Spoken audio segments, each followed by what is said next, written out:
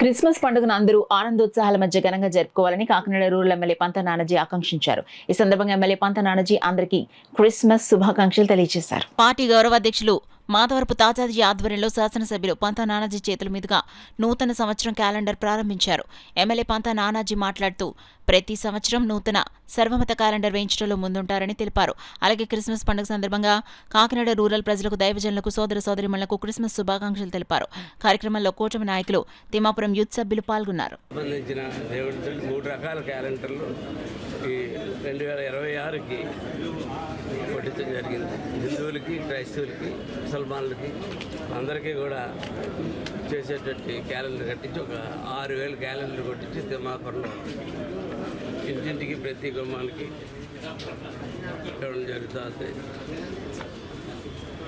దేని మీద ఆధారపడిపోయి మనం అందరం కూడా జీవితంలో ఒక క్యాలెండర్ మీద ఆధారపడి తీరాలి. ఎవరన్నా సరే క్యాలెండర్, డేటు, టైము ఉంటేనే కానీ మన ముందుగా ఎదురికి సాగదు. దాన్ని దృష్టిలో పెట్టుకుని తాతాజీ గారు వచ్చి కార్యక్రమం చేపట్టారు.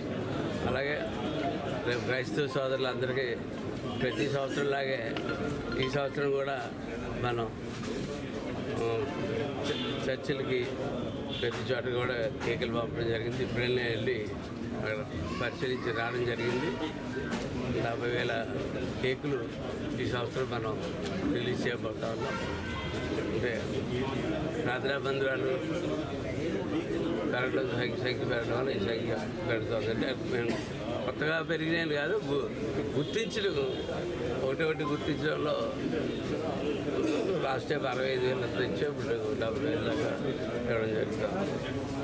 ఇది ప్రతి ఒక్క మతాన్ని, ప్రతి ఒక్క కులాన్ని గౌరవించాలనేటువంటి పవన్ కళ్యాణ్ గారి యొక్క ఆశయానికి అనుగుణంగా మేము ముందుకు వెళ్తా ఉన్నాం. ఈ క్యాలెండర్ కార్యక్రమం చక్కటి కార్యక్రమం పెట్టి తాతాజీ గారికి